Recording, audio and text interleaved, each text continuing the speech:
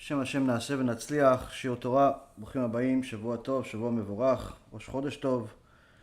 We are continuing our series based on the Sefer by the Chazon Ish, Amuna Bitachon. It's although it's called Amuna Bitachon, faith and trust in Hashem, we see that this is the foundation that the Chazon Ish alav shalom built how to build the correct Jewish HaShkafa. And really, more or less, the right HaShkafa for mankind altogether. Tonight's shiur, BeEzrat Hashem, will be for a refuah shlema for Rabbanit Levana Bat Sarah. Also a refuah shlema for Liora Bat Avraham. BeEzrat Hashem shall have a easy birth. Refuah shlema for Esther Bat Tzipora. Come on. David ben Esriya, Doris bat Jora, Abigail bat Surya, Michal bat Yael, Serach bat Batya, Orit bat Ilana, Stefan ben Katarina, Yitro ben Avraham, Talia bat Sarah,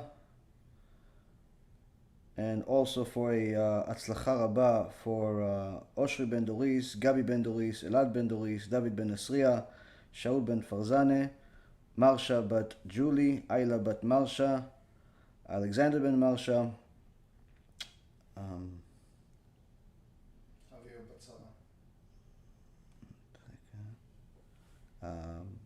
Samuel ben Marsha, me?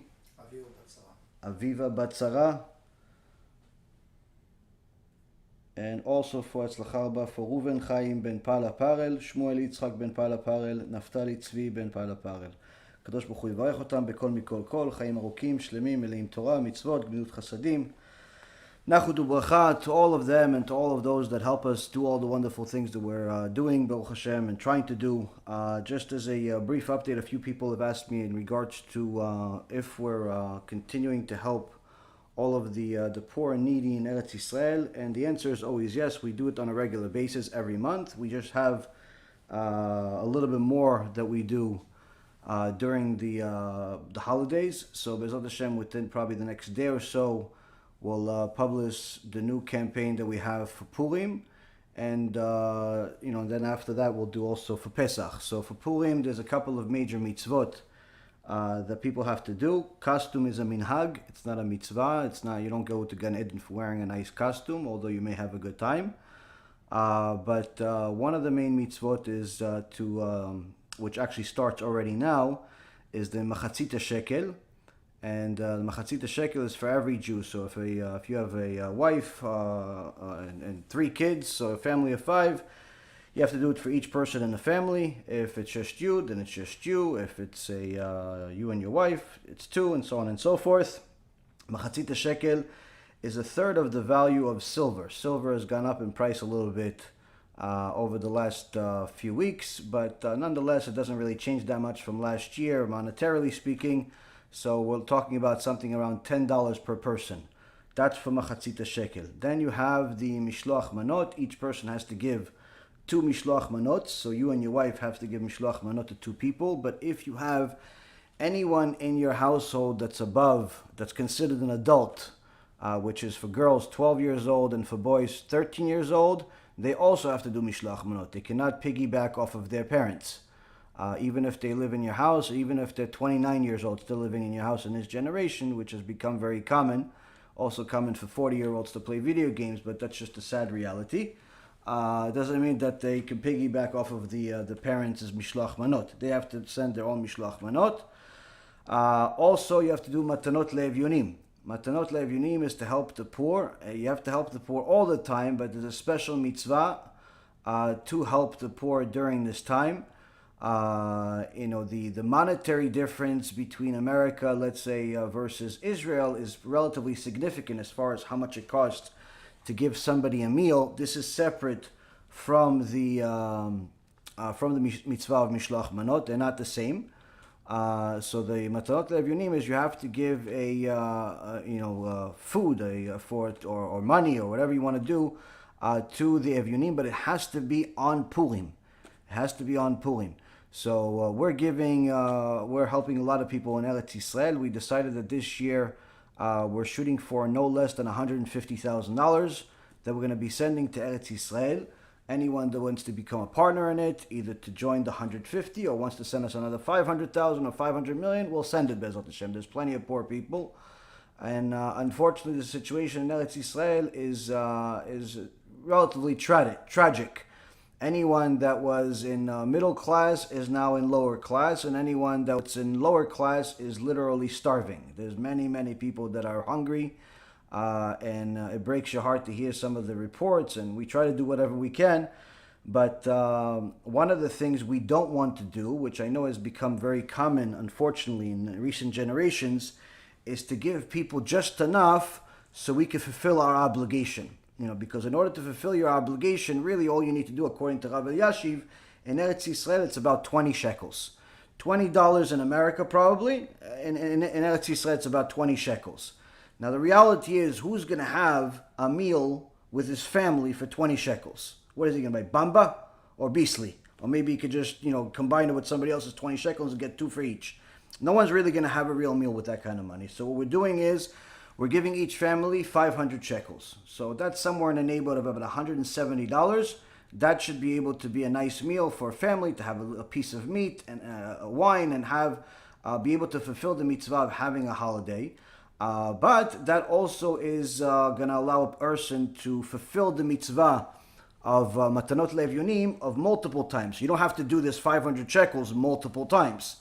You're still, with that $20, you're still fulfilling that, for one person. But obviously, if your wife, and let's say you have 2 or 3 kids in your house that are above 12 and 13 years old, and then you have a few others that are lower, you don't have to do anything for the younger ones. But the older ones, you have to do something for them, or they have to do something for themselves. So with one of those, you could pretty much fulfill everybody's obligation. And each person has to do 2. So you could do the math. We'll publicize it, BeEzrat Hashem, try to be as detailed as possible. But the point is to have a matanot levyonim that's respectable, and not like what many people do, which is, today there's such disrespect to the Torah that many times if you go to a kollel, you'll see like a box or 2 of cookies from last year, but it was just given to the people today. Or they give you wine that's, 2 days before expiration. Or milk that you're not really sure if it's milk or already turned to cheese. So this is not a matana. This is not a gift. This is actually even a sin. But it's unfortunately many times people have such disregard to avrechim, to people that learn Torah, that they figure out they'll take anything. They're poor, they'll take anything. And this is, it's better the person doesn't give than to give your leftovers. A lot of people like to give, I have this stuff, this leftovers. Why don't you take it to the yeshiva? Don't give the yeshiva your leftovers. Don't give the kol your leftovers. Give it to your mother. Give it to your father. Give it to your kids. Give it to yourself. People that learn Torah and the whole world exists because of them, you don't give them the leftovers. It's disrespect to the Torah.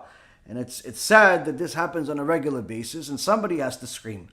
Point being is, what we're trying to do, and what anyone that wants to become a part of, is we try to get these avrechim, these tzaddikim, these people that toil over Torah, that raise their family with Torah values, a respectable meal for Purim, so they could pretty much have a meal like in Western society is pretty standard, but unfortunately not so standard in Eretz Yisrael in some places.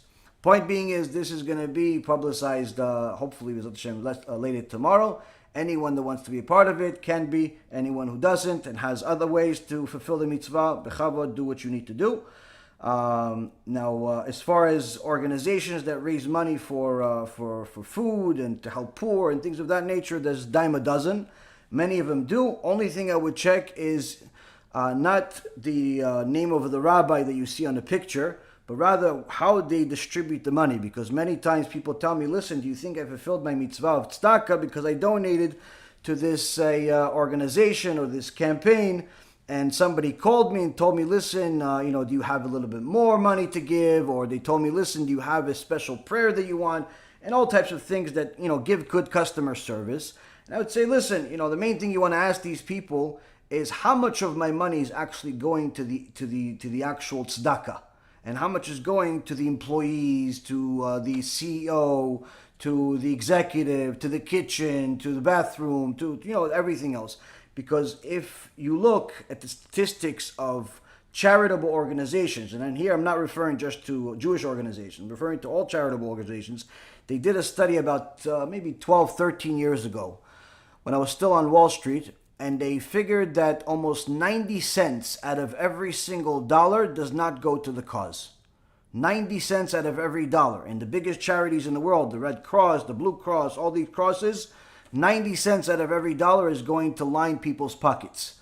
And it's a sad reality that people think that they're donating a lot of things to fulfill some type of purpose, but in reality they're not. So you have to always check who you're giving to and where the money is going. With that being said, let's go into the Chazon Ish and BeEzrat Hashem try to learn a little bit more to soften our character and get a little closer to HaKadosh Baruch Hu. So the Chazon Ish so far in this Amuna Bitachon Sefer has given us extraordinary tools that will sharpen any knife, even if that knife is as dull as can be, because first and foremost, when you want to change your life, you have to gather some knowledge.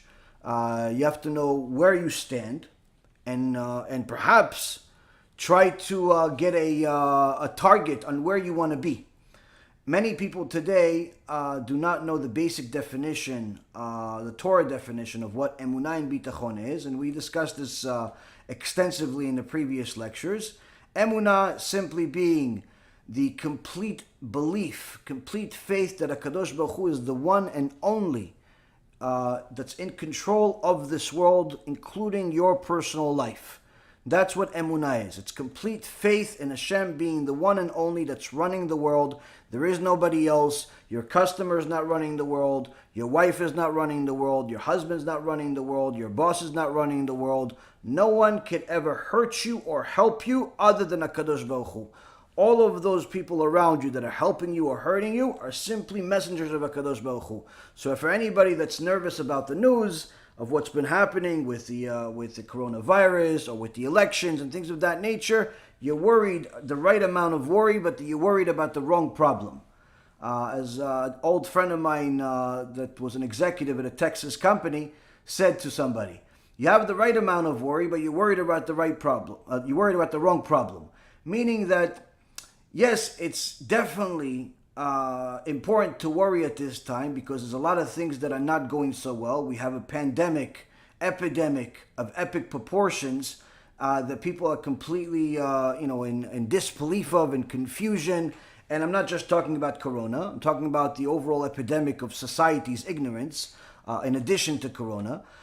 You have massive hysteria, anxiety, people making all types of rash decisions. You obviously have a new political body running the U.S. government that's not exactly as friendly to Jews and to Eretz Israel as they have been in the previous president. Already talking about hurting the relationship right from the get-go. We're talking about possibly canceling all flights from Eretz Israel to the United States, hiring a few famous anti-Semites to be in position of power, especially one particular person that's a known pro-Palestinian, pro-terrorist, but she is in charge of the affairs between Israel and America. So I'm assuming you guys understand how that's going to work. So the point is that, yes, you should be worried that things are not the same. The coronavirus that everyone has been scared about with, obviously many people getting sick. And then you have the vaccine that doesn't really cure, but people want to take it just because it gives them some sense of assurance. And as I've told you guys before, if you're scared, don't take it. If you're not scared and you're eligible to take it, go ahead and take it. I don't think anyone can make up your mind for you. There are plenty of people that are fighting it and really being very vocal about this whole thing, about how much they hate it or how much they love it. I think it's you have enough to rely on either side. But either way, you should know that it's not the virus that kills. It's not the virus that kills. The Gemara in Masechet Brachot says it's not the snake that kills, it's a Kadosh Baruch Hu that kills because of sins. So the people today are worried about the political people. They're worried about the viruses. They're worried about vaccines. They're worried about a lot of different things, but not worried enough about the state of affairs for the Jewish people right now, being in a situation where we have over 80% of Am Yisrael not keeping Shabbat, which means that if the Mashiach came tomorrow, we'd be in worse situation than we were in Egypt. We have over 80% of Jews in America married to non-Jews. In some places like Denver, Colorado, over 94%. Pretty much you have more of a chance of getting hit by a plane in the face than marrying a Jew in Denver. You have a situation that's deteriorating by the day, but people are worried about coronavirus. So again, everybody has their priority, and I think that it's important for us to know that HaKadosh Baruch Hu is the one and only in charge of all of the outcomes. All of the outcomes of what's going to happen. The only thing that we're in charge of is what we're going to do in order to influence His decisions. Because if you're righteous, it's not that Hashem changes His mind. If you're righteous, Hashem gives you a certain reward for it. If you're wicked, Hashem gives you a certain punishment for it, as we learned in last week's parasha and many other places. So Emunah is simply a clarity that it's only a Kadosh Baruch Hu that is responsible for hurting you or for helping you. Everyone else that you see that's a physical body, that's just His messengers. Bitachon, on the other hand, Bitachon is a complete clarity that everything that is happening to you, meaning all of the outcomes that Hashem decided, the very same Hashem that is in charge of everything, all of the outcomes that He gave you are the best possible outcomes available to you. Now, there are better outcomes available, but to you, there weren't. Why? Because your actions dictated what outcomes are available to you. So HaKadosh Baruch Hu has an infinite amount of outcomes available in the world. He has, let's just call it, 1 billion outcomes for you in one particular action that you're doing. Now you did that action, great, so you now have 1 billion available. Now you make the second move, that narrows it down to 1 million. You make a third move, that narrows it down to 100,000. You make a fifth move, that narrows it down to 10,000, and so on and so forth until it narrows it down to a single outcome. And Bitachon is a complete clarity and belief that whatever you have is the best possible outcome available to you now. Anything else that was available to you is worse, meaning that you getting a flat tire on the way to a job interview for $1 million a day and losing that job opportunity, that was the best outcome. As horrible as that sounds, it is. Why? Because the other outcome that was available was perhaps a death penalty. Because you just violated Shabbat, because you just, were intimate with a non-Jewish woman or non-Jewish man, and so on and so forth. The point is that, yes, there was an outcome available of giving you a job for $1 million a day and so on and so forth, but the actions that you made narrowed it down to different possibilities. So Bitachon is simply clarity that whatever you have is the best. So after we've learned those two things, the Chazon Ish explained to us over and over again, how do we acquire emunah, which is by perfecting our character traits, becoming more generous, becoming more honest, becoming more humble, and literally perfecting our character traits day by day by being more conscious of the creation around us, more empathetic of the people in our life. Put yourself in other people's shoes. Don't judge them unless you've been in their circumstances. It's very easy to point fingers at the whole world and say everybody is wrong if you've never had their test. But if you did, then of course you're not judging, you're trying to help them. The point being is that if you're going to try to rebuke somebody, do it from a sense of trying to help them, not from a sense of trying to be the superhero that is telling the whole world they're wrong, and so on and so forth. Now that you have a strategy, and again, for more details, you go to the previous section in this series. You have an understanding of how to acquire more emunah. You're perfecting your character traits. Bitachon is a little more complicated. Why? Because Bitachon is doing it to a higher extent, doing it deeper, having much more time studying Torah and understanding who and what is the creator.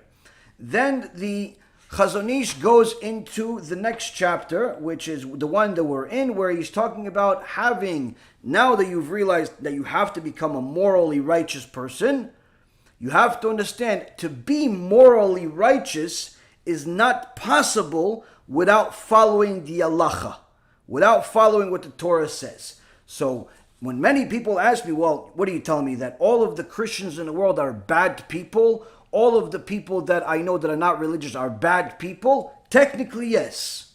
Technically, yes. Now, they may have good traits. They may be generous. They may be nice people. They may be a lot of things. But overall, in a grand scheme of things, according to HaKadosh Baruch Hu's definition, they cannot be righteous people completely, because they're not working in accordance to halacha, but rather their own sense of laws. So he may be kind, not necessarily because God said so, but rather it makes him feel good. On the other hand, if you cheat him, he has no problem in slicing your throat. He may be very polite and say Danke Shen and Asher Shen and all types of Shen, and even be nice to animals. But he has no problem burning Jews in an oven because he thinks that they're a pest in society. That's, by the way, what the Nazis did. The point being is that what the Chazon Ish is trying to tell us, which again will sound fanatic to those that are brand new, he's trying to tell us, without the Torah being the one and only light of truth that you are using, it is impossible to be righteous. Impossible. Because everything else is bias. Your own personal opinion is biased. Your wife's opinion is biased. Your parents' opinion are biased. Everybody's opinion is biased. My opinion is biased. That's why the more righteous a person is, the less opinions he has that are his own. He simply uses what Da'at Torah is.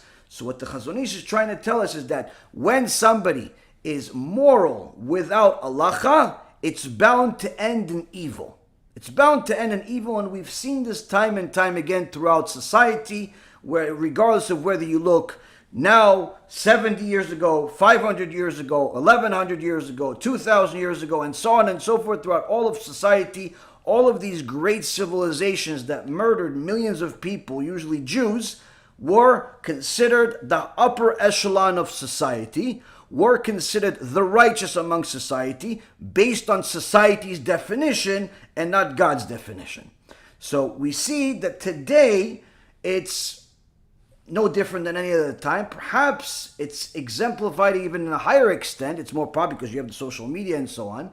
And you see that the liberal people, the left is what many people like to call them, are people that claim to be the most moral people in the world, the most just people in the world. They have a tendency to make sure that everything is politically correct, even if it's incorrect, to make sure that everyone is treated equal. So what they mean by equal, though, is that your 3 and 4-year-old child that goes to kindergarten should be allowed to be referred to as a boy or a girl. Why? You shouldn't decide the gender for him. Well, we are not deciding the gender for him. God decided the gender for him because he gave him a specific organ in his body or an organ in her body. That's a decision. No, the lefty liberal is saying, no, that's just a happenstance. You cannot decide if he's a boy or a girl. You have to let him decide what he wants to be. You should not call him a boy or a girl. You should not refer to him as a male or a female. And to make sure that he gets the right education, like they're doing in England and certain parts of the United States, what are they doing? They're bringing transvestites to come teach these 3 and 4-year-olds about their sexuality. And that's what's happening in school systems today, that the taxpayers are paying for, parents are paying for, and everyone's paying for. And many times parents don't even know this is happening until the kid comes to the parents and tells them he doesn't want to be a boy anymore. He wants to be a it. This, Rabotai Karim, is one of the biggest disgraces humanity has ever had, but it's happening in the open. It's happening in the open, and this is not the first time, and unfortunately probably not the last time. It's happening on a regular basis. It's happening across society. When you ask these people, why would you do such a thing? They're going to give you an explanation. They're going to give you an explanation that if they're good speakers, may even make sense to you. But that's why we have to make sure that we do not use our own judgment, our own mentality of what we think is right or wrong, because our own mentality of what right and wrong is usually influenced by our emotions. So they can tell you that homosexuality is perfectly normal. Pedophilia is a sexual preference. And for anyone who doesn't agree, you should watch. There's at least 2 speakers that got a stage on TED being the biggest stage for speakers in the world. 2 different women told the world that pedophilia is simply a sexual preference. You should not judge the pedophiles. So what if they're just stealing the kids off the streets? Maybe they're going on a date. And these people actually get a stage. So our Parashat Mishpatim that talks about if this one does this, death penalty. If this one does that, death penalty. If this one does this, death penalty. People view that as extreme. But the pedophile that's teaching 4-year-olds, that's not extreme. That's just a society today being more modern. Again, we see that our society being more modern is not modern, but rather idiotic. This is why I scream over and over again every week to you and explain to you this. Whether you're a Jew or Gentile is not necessarily as important in this specific argument. If you're not going to glue yourself to HaKadosh Baruch Hu's words, 1,000%, no exceptions. Your failures, you pick yourself up, you get up again. You pick yourself up, you get again. Pick yourself up again. I'm not saying that everybody's going to become Baba Sali by tomorrow. But anyone who doesn't glue himself to the words of HaKadosh Baruch Hu, 1,000%, eliminating their complete opinion altogether, is not going to survive society. Forget about not survive the world and go to Gehenom and 7 chambers and all that other good stuff. Society today is going to eat you up. You're going to have kids that you regret having. You're going to have a world you regret having, because that's what's happening in the world today. And many things that I deal with are the after effect. People that didn't listen 5 years ago, 4 years ago, 6 years ago, now come back crying tears of blood. Oh, what did I do to myself? I can't believe I really sent my kid to that school. I can't believe I let my kid marry this person. I can't believe I married this person, and so on and so forth. And they start crying crocodile tears, but it's almost too late. Almost, because they're still alive, but it's definitely painful nonetheless. The point is, Rabotai, it's very important to know that HaKadosh Baruch Hu is not being fanatic. He's not being critical. He's simply telling you a reality of life. When we do certain things, there has to be an outcome, good or bad. So the Chazon Ish is now going to move on to tell us, now that we've learned Amuna, Bitachon, and realize that we can't do it on our own. We can't just be moral by ourselves. We can't think up morals. People that think up morals tend to create the biggest evil in the world. One of the greatest examples is Hitler himself. Hitler believed himself and got millions and millions of people to follow him. He was a very charismatic, extraordinary speaker, mamash, Satan himself. Convinced millions of people to believe he was the most moral person on planet Earth. And the pest, the disease of society, was something called conscience that the Jews created. So he figured he should get rid of all of those people that have a conscience, i.e. the Jews. But while we're doing that, let's also get rid of all of the social defects. The people that are too short, too tall, have a limp, homosexuals, if they're missing an eye, we just don't like their color, we just don't like their lip, it's a little cleft, it's a little fat, it's a little this. Anyone that he decides is a social misfit, let's get rid of them too. Thereby literally murdering tens of millions of people. Not just the 6 million Jews.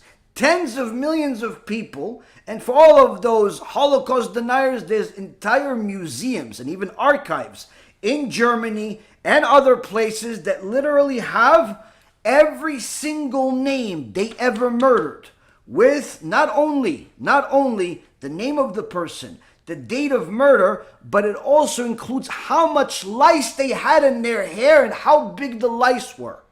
I mean, these people were known to be very pedantic about their statistics. They wanted you to know that, listen, we not only murdered, we knew who we were murdering.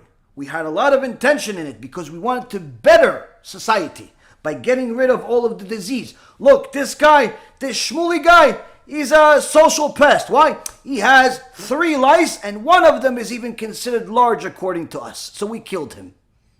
Yeah, but maybe you could have just taken off the lice. No. He was also Jewish too. Well, I mean, he wasn't really a practicing Jew. Yeah, he didn't practice, but maybe he decides to practice again. So we killed him just in case. These types of people are the people that were considered the most moral in society. HaKadosh Baruch Hu gives us rules that seem immoral, seem fanatic, seem extreme only to those that have been brainwashed by the filth of society. Anyone that actually looks at every single verse with commentary by our sages immediately arrives at that, wow, I can't believe I didn't know this. This makes so much sense. It makes so much sense. But then sometimes doesn't make any sense.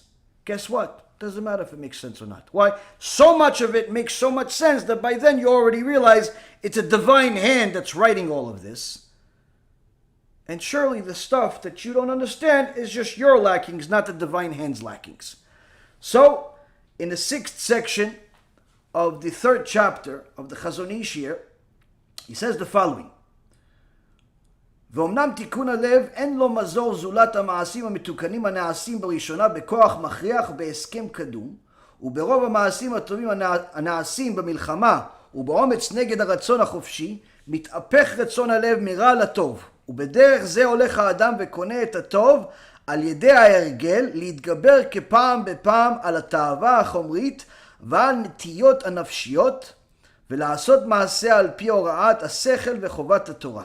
ולאט לאט הוא מתרגל אל הטוב בנטייה עצמית וחופשית. Translation: Indeed, the only way to correct the heart is to do correct deeds, making a definite resolution to do so. First step is to understand theoretical tshuva does not work.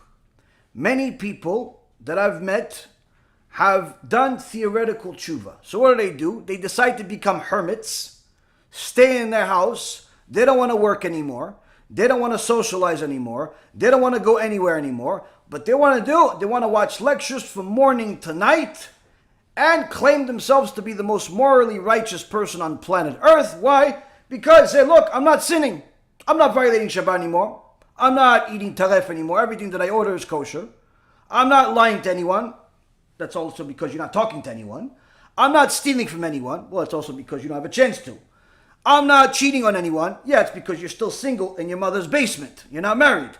But they don't look at the reality. Why? Because they think that they are righteous because they're not making any sins. That's not what the Chazon Ish is saying here. Chazon Ish says, in order for you to do real tshuva, to correct your heart, and to correct your deeds, you have to make a decision to do so. What does it mean, a decision to do so? You have to go back to society at one point, after you've read these books, after you've watched the lectures, and realize that Torah is for you to use inside the world. I'm not saying go back to the nightclubs and to the malls and to the movies, chas v'shalom. That's not what I'm saying. But to go back to society, you can go to the store and buy groceries. You can go and get a regular job. You can go and, deal with the world. You don't have to necessarily become a hermit. Now, I've told you guys myself, I don't generally leave the house. But that's also because my life is this way. I don't have a need to. I don't need to go to the mall. I have Amazon. I don't need to go to the grocery store. We order everything online. I don't need to do a lot of things. My work is me giving lectures. When I need to travel to New York, to Los Angeles, to wherever, I will. But generally speaking, I don't have a need to go elsewhere. But that doesn't mean that everybody needs to have the same type of life. If you're a jeweler, if you're a builder, if you're a engineer, you have to go somewhere to do something. And even if you don't, you should deal with society. I deal with society almost 24 hours a day. I deal with hundreds and hundreds of questions every single day, i.e. the reason why I don't necessarily need to have any more friends or anything else, because I'm dealing with people all the time. But many times people think that just because they're staying home, watching lectures all day, that's making them more righteous. It's wrong. That's not the way to do tshuva. Doing tshuva is to have a game plan of how to utilize everything you have learned and to apply it to the real world. Use that Torah in the real world, in your job, in your social, in your marriage, and everything else. So the Chazon Ish says that you have to have a game plan for this. You have to correct your heart and your deeds by taking some type of action. When many good deeds are done, as one battles courageously against the free natural will, the heart's desire changes from bad to good. Here is one of the critical pieces of instructions we have today. He's telling us that it is impossible for us to really complete our tshuva without actually taking action, without getting ourselves out of our little cave and applying it into the world. It's very easy to be righteous and modest when you're the only one in your house. Sometimes guys tell me, oh, listen, Gabbai, I never take off my tzitzit. I say, Chazak Baruch. Then I see them one day, and they're not even wearing tzitzit. I said, what happened? I thought you wear tzitzit all the time. Oh, no, yeah, when I'm home. When I'm home, I wear tzitzit. I said, what, so you're embarrassed of being Jewish? It's better off you don't wear tzitzit at all then. No, you know what I mean. No, people are not ready for me to be religious. Ready for you. Who cares? Why the whole world cares so much about you wearing tzitzit that you're a faker. You're a faker. That's simple, bottom line. Or sometimes you see people that, dress a certain way when they're at one place, dress a completely different way when they're at a different place. There's no need to be a faker. Why? Because that momentary fakeness is what's ruining your tshuva. And Chazon Ish is telling us that if you courageously fight against that yetzirah that you have, that natural will that you have to do the opposite of what's good, what's going to end up happening is that eventually your heart will start desiring the good instead of the bad. Meaning, eventually your heart will want to be even more modest. Eventually your heart will want to pray even longer. Eventually your heart will want to learn Torah even more. Eventually your heart will want to give even more tzedakah. One of the amazing things that we learn from the Rambam, he says, how do you help somebody that's stingy? Stingy. Somebody cheap. Now that's a very sick sickness. To be stingy is a very, very terrible disease.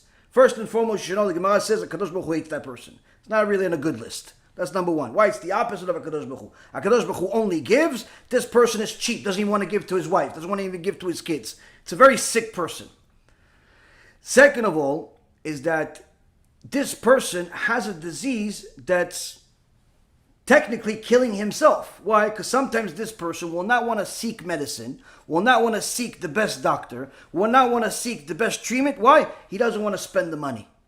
Yeah, but the best doctor to help you is in Israel. You live in America. You have to take a plane. You have to do this. No, come on, I don't need this. I'll just pray to Hashem and he'll hold me. Well, you're that much of a Baal Emunah. You became Moshe Rabbeinu overnight. You just started keeping Shabbat 3 months ago. You're already that level Emunah. Hashem's going to heal you. It's not because of that. He doesn't want to spend the money. Oh, isn't your anniversary, your wife, maybe you should get her something nice? I got her something nice. Oh, really? What'd you get her? I don't know, last year I got her something. I think I took her to a show. Last year. This year's a new anniversary. This year's a new birthday. This year's a new excuse to buy her a new present. Yeah, and listen, she knows I care. Yeah, but you just told me you just made $500,000 in the stock market. You have money. It's not that you don't have money. Cheap. It's a very sick disease. Very, very sick disease. People like that literally kill themselves, kill the people around them. So the Rambam was not only the biggest posek in the last 1,000 years, not only the one that practically the entire Shulchan Aruch is based on, not only was a doctor, a philosopher, everything you could possibly imagine, even the Goyim consider him one of the 18 most influential people in all of history. Even the Goyim understood what the Rambam was. He says to fix a cheap person, it's not an easy fix, but nonetheless, it's possible. What is it? Get the guy to commit to giving something, X amount of money. Let's say he's not willing to donate $1,000 even though he has $1 million. He's not willing. What can you donate? Let's say you got the guy to say, I'll give 100. Okay, the 100, you're willing to give 100? Okay, instead of giving the 100 to one person, give $1 to 100 people. Now, the reality is, he's not going to help anybody. The homeless guy that gets $1 from you, you're not changing his life. I'm sorry to break the news to all those people that think they're generous because they give the local homeless guy $1 every day. He's not changing his life because of you. He's not paying rent. He's not buying shoes. He can't even buy a meal today for $1. But nonetheless, you're helping yourself. Why? It's actually helping your generosity that one day, hopefully, you've done it enough that you're going to start liking to give. And that's what the Rambam says. You take that $100 and you divide it to 100 and you give it to 100 people. And then you do it again and again and again. Eventually, he starts liking to give, and BeEzrat Hashem will start giving more normal amounts. Why? Because there's a spiritual benefit that he's getting each time he's giving. Although it's very small, for someone that's not giving at all, it's significant. And over time, he can actually start giving more significant amounts. And the reality is, there's a solution. But it's a solution that requires the person to help themselves. You can't help them. You can't give for them.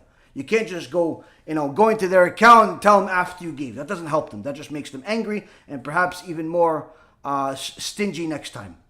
So, the heart's desire changes from bad to good as a result of actions. And so a person can acquire good qualities by training himself to overcome his material desires and his emotional tendencies time after time, and by doing deeds in line with the intellect and the Torah obligations. Again, the Chazon Ish emphasizes that it's not just doing things that are in line with whatever you think, but rather what the Torah tells us, which we'll go over in a second. Gradually, he will become more accustomed to doing what is good, and it will become an inherent tendency. This is the best way to acquire good qualities, by training yourself.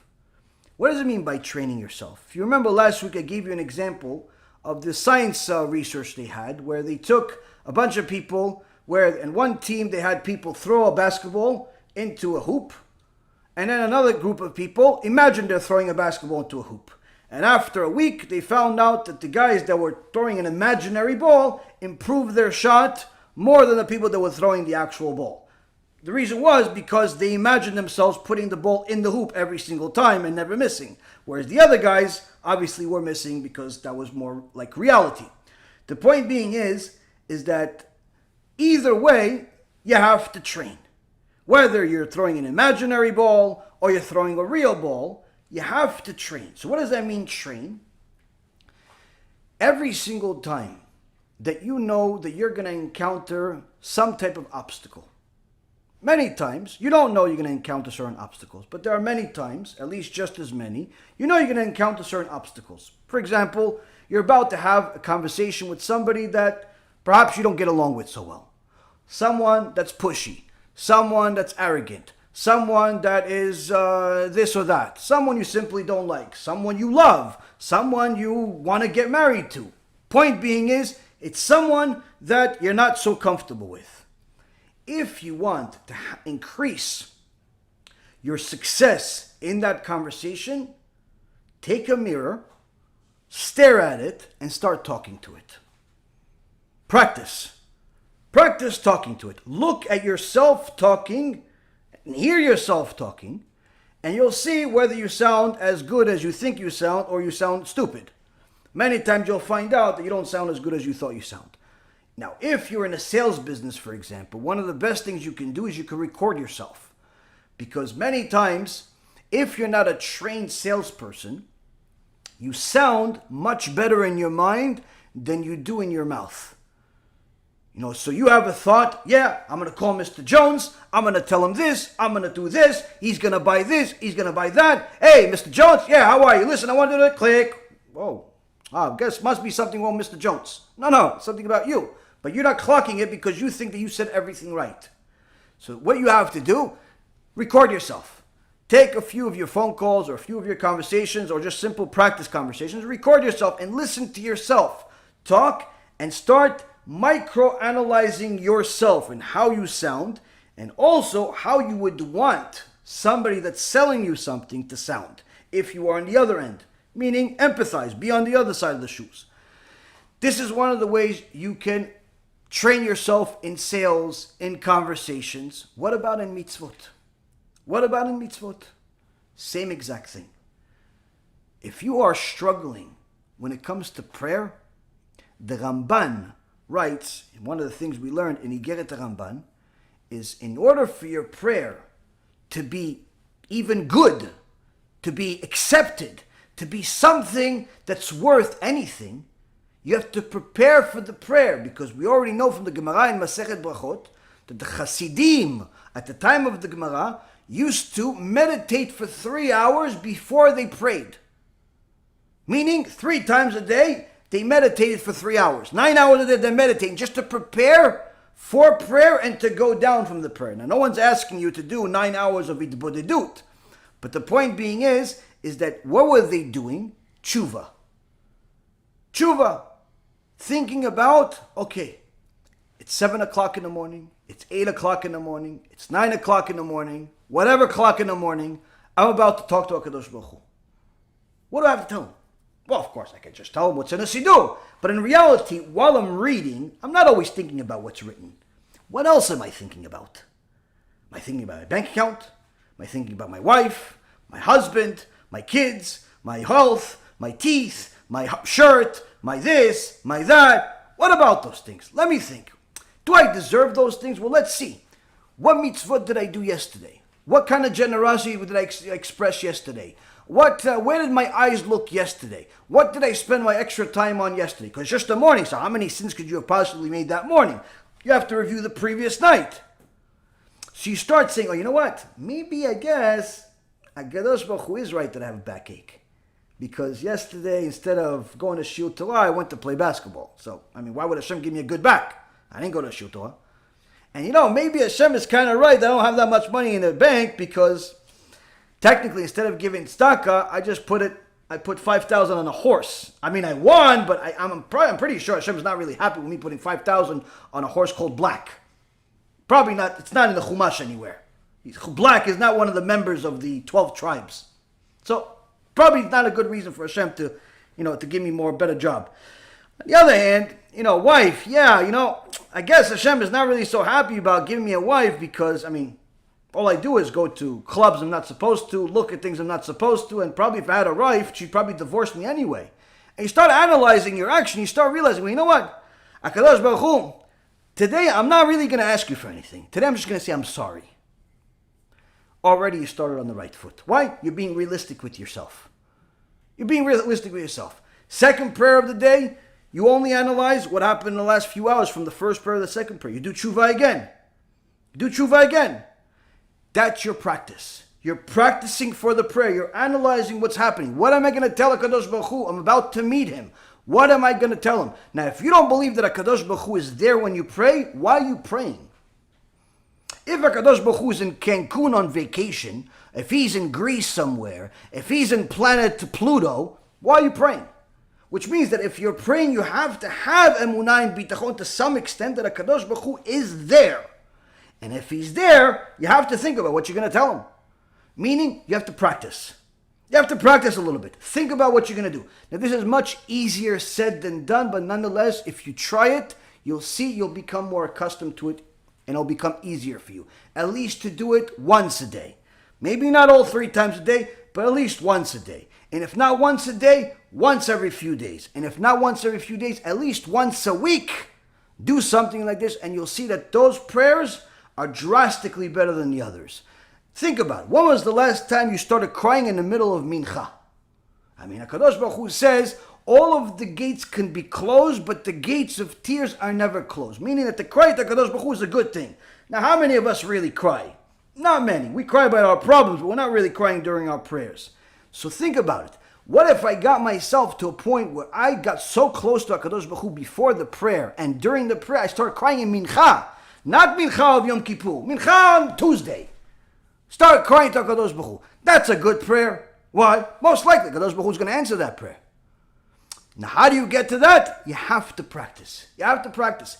Same thing. You're about to give a shiur. You're about to learn a shiur. You're about to learn with somebody. You're about to do anything. Any mitzvah you're going to do, start practicing. Sometimes that practice is mental.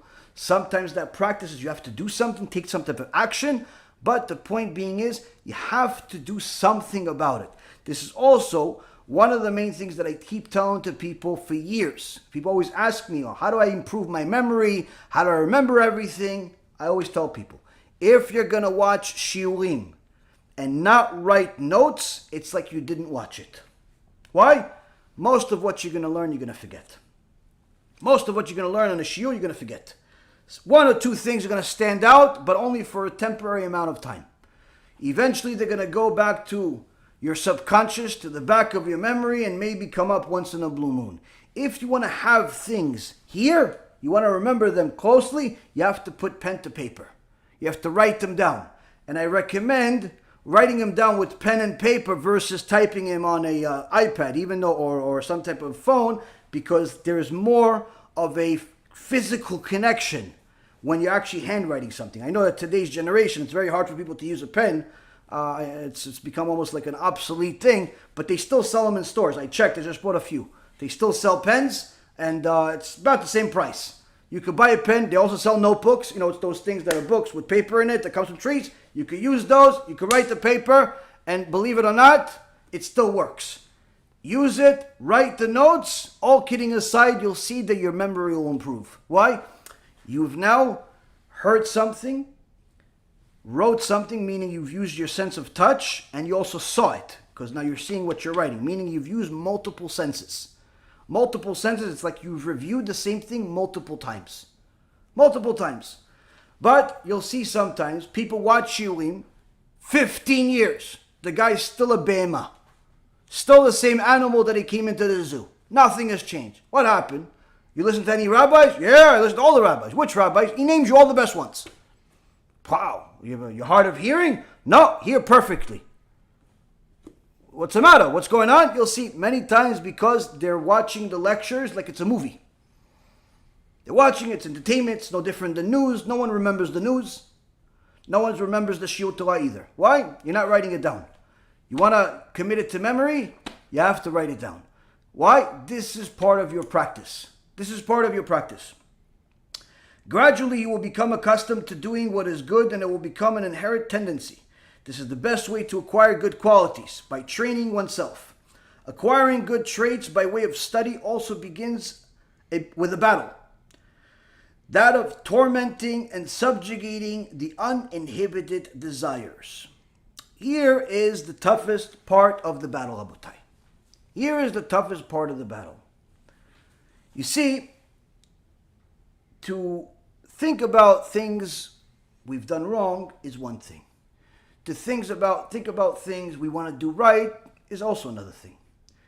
To theoretically look at things, not a problem.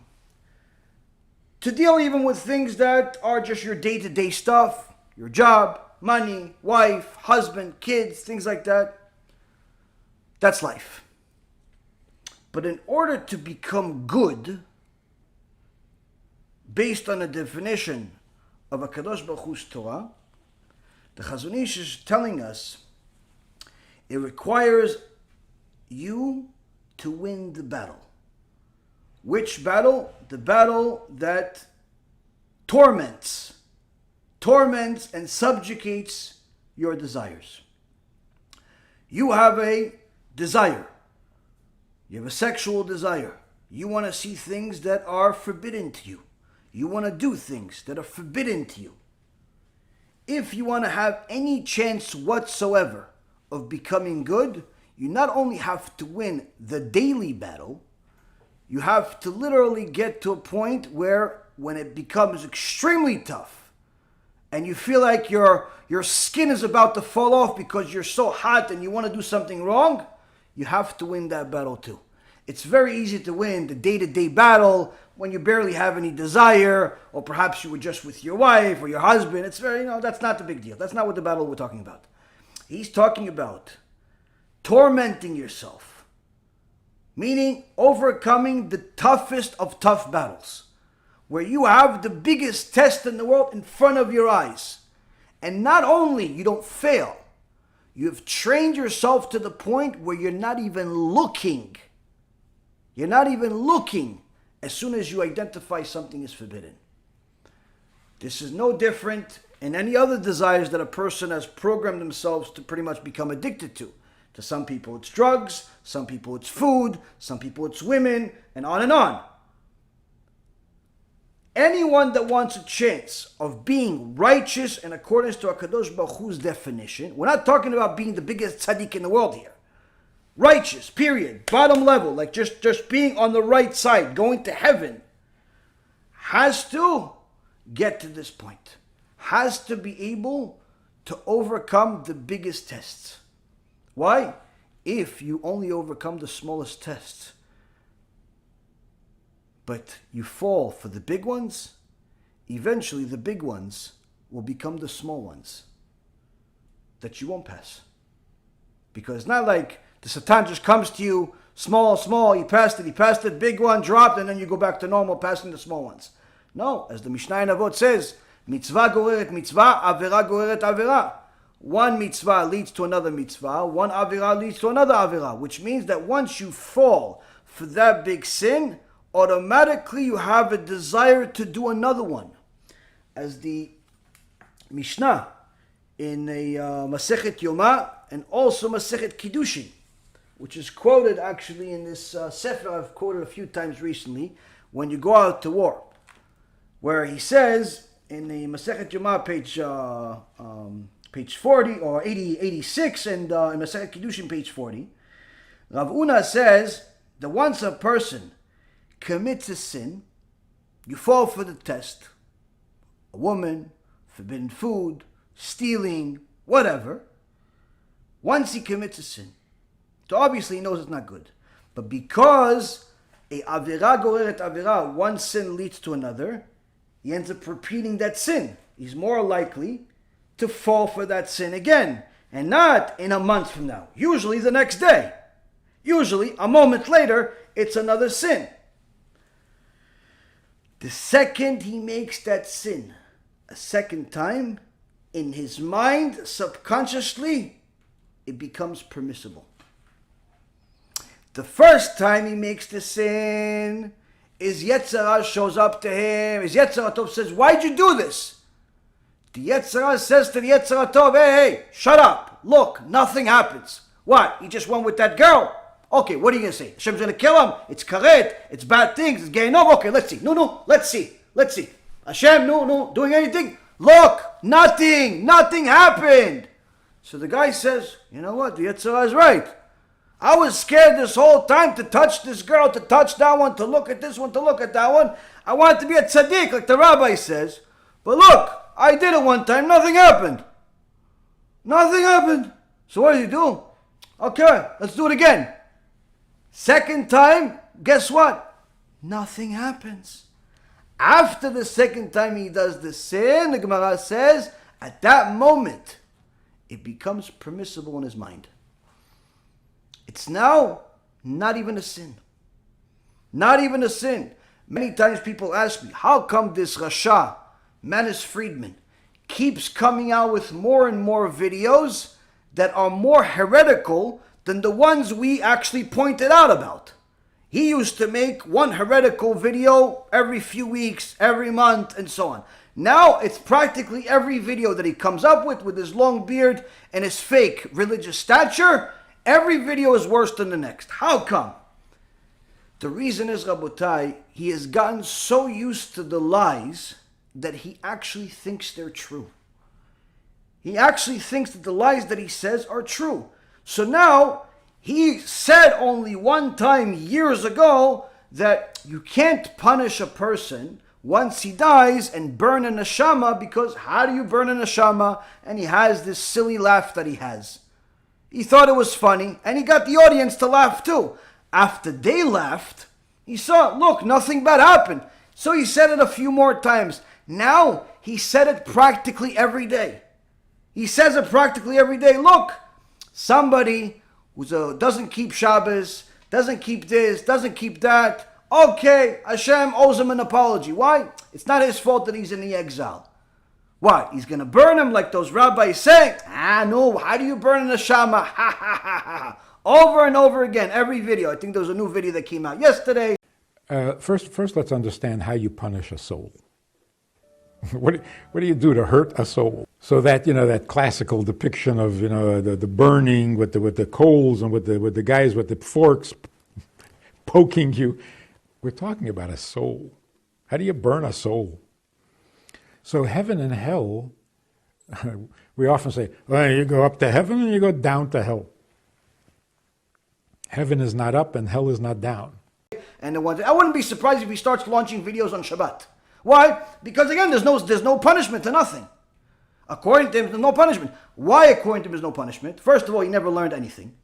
Second of all, he has said heretical things so many times, to him, heresy has become true. Same thing goes with the others that we've mentioned. To them, the lies have become true. And this, Rabotai, is one of the things that a person needs to understand.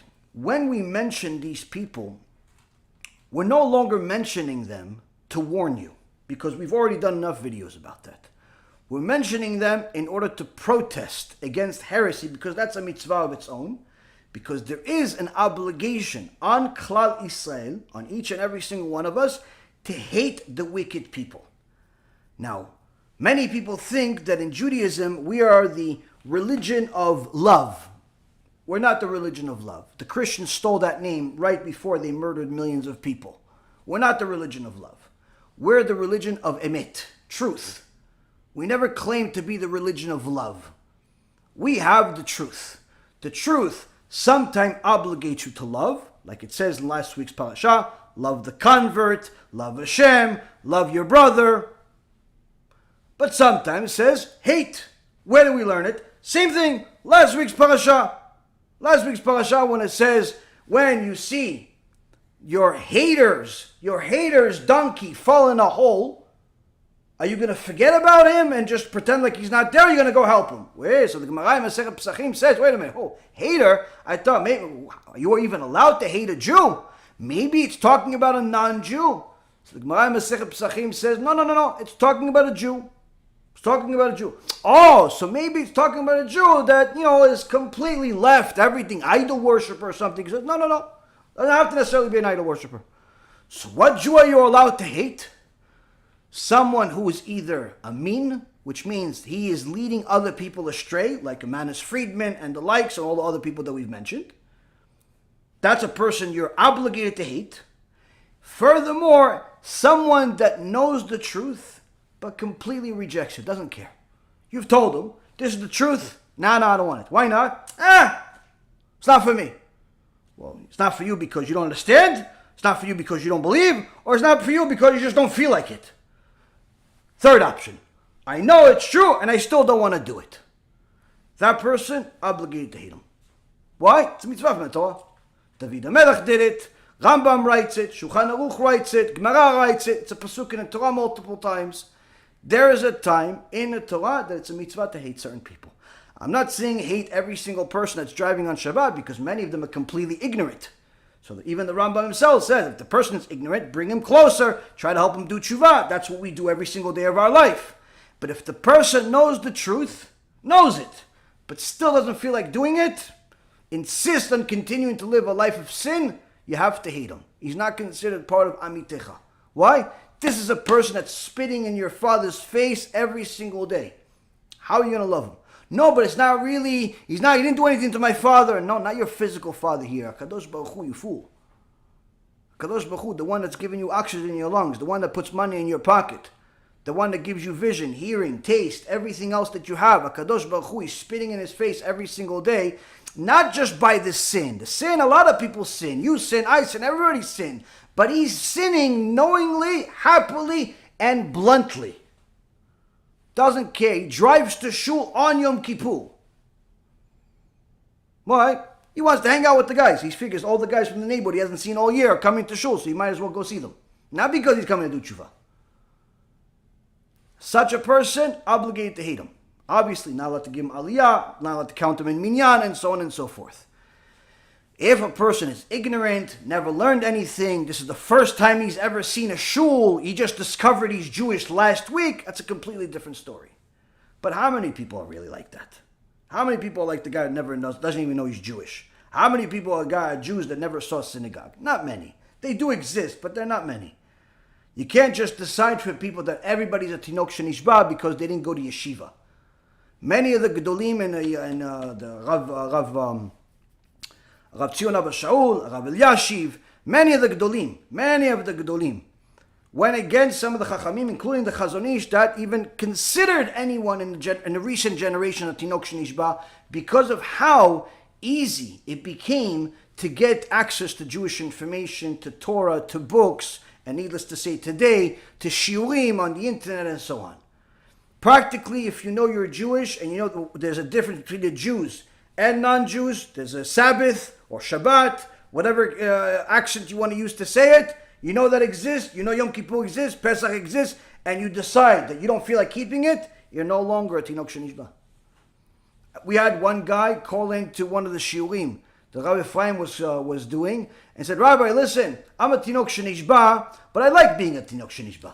Like, he wants to be a captured baby. He wants to be completely absolved from mitzvot. He says, if you know what a Tinok Shenishba is, you're not a Tinok Shenishba. Why? Because you obviously heard this from somebody. You know, it's an halachic term. The point being is that a lot of people don't understand how much they're putting on the line by these mistakes. But one of the main reasons why they continue this way is because they have different missionaries, like a Manis Friedman, like a Dror Kasuto, like all of the others that we've mentioned, Prager and Asher Meza, and all of those friends, all of those people that are leading people astray, leading people off the cliff by justifying and rationalizing the evil. Those people, the Shulchan Aruch, the Gemara, the Rambam, across the board, says it's an obligation to hate them. In fact, in last week's parasha, we have a very interesting chidush from the Chachamim, from the Zohar also. In last week's parasha, in chapter 22, verse number 5, it says, Ki titze esh umatz'a kotzim v'nechal gadish.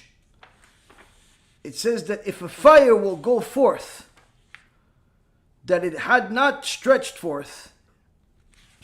If a fire will go forth and it will find thorns and a stack of grain, meaning somebody starts a fire in his backyard or somewhere, but that fire catches on some thorn. And thorns are known to be something that's flammable, very flammable, and then starts a fire. And the Torah continues, says, starts a fire, he ends up burning, instead of just his little barbecue, ends up burning his friend's house, his next door neighbor, the whole neighborhood. What's the deen? He has to pay for all of it. Yeah, but he didn't mean to. Didn't mean to, did mean to, don't make a difference. You started it, you caused it, that's it. You're responsible. Okay. Comes the Zohar.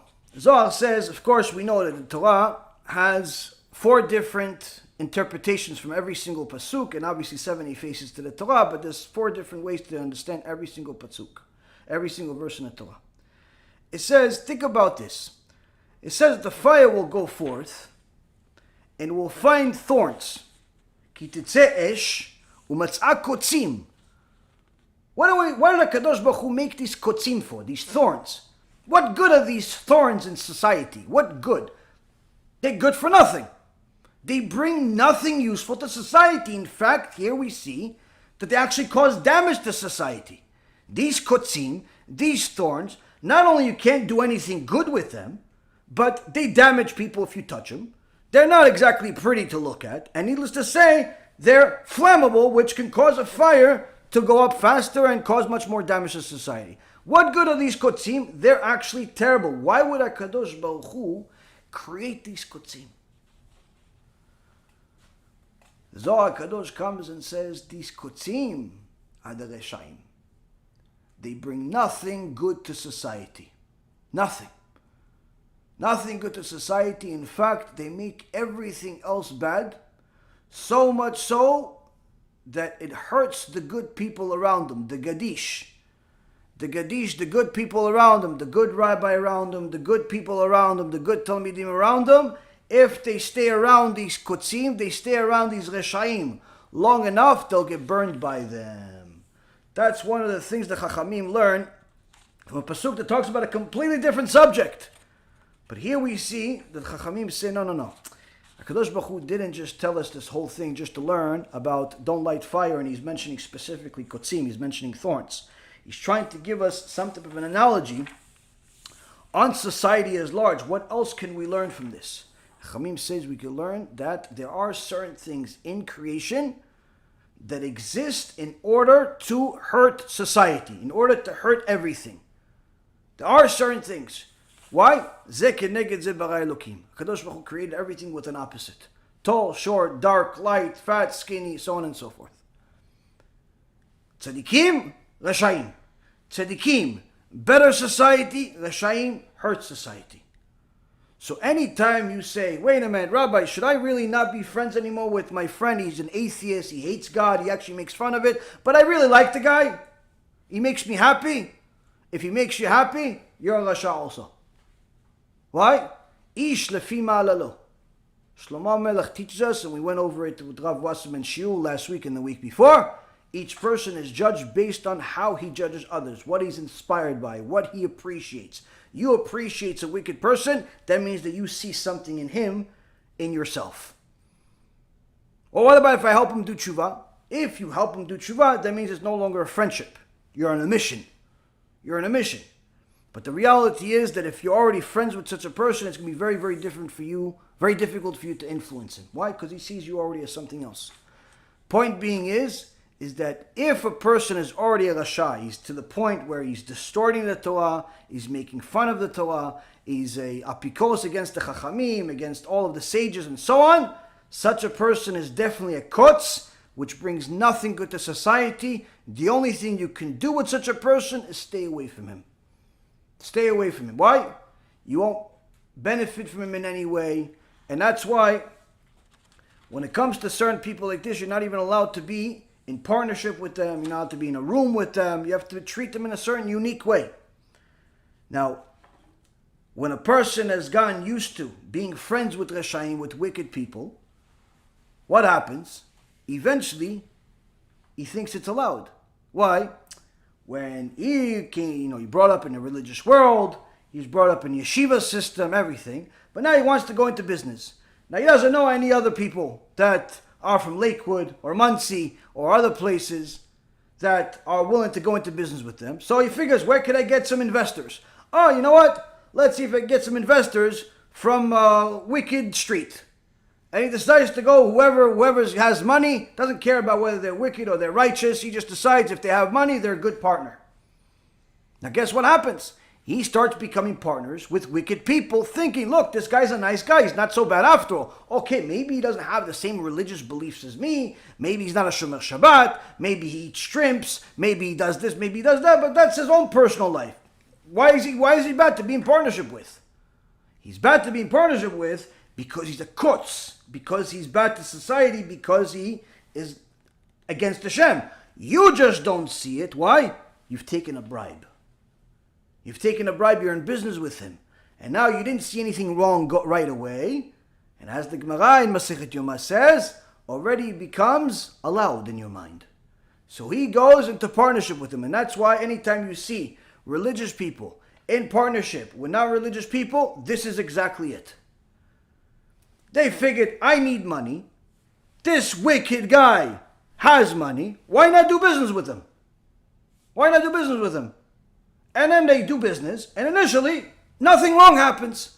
So the Yetzer Hara says, see, nothing bad happens. What? Avraham Avinu says, don't even be in the same room with them. They may kill you. Look, the guy's in business with you. You're in the same office for 2 years. He didn't kill you. Obviously, the Gemara is not talking about this guy. He's talking about evil people, people that, pray to cows and stuff. He's not talking about a Jew.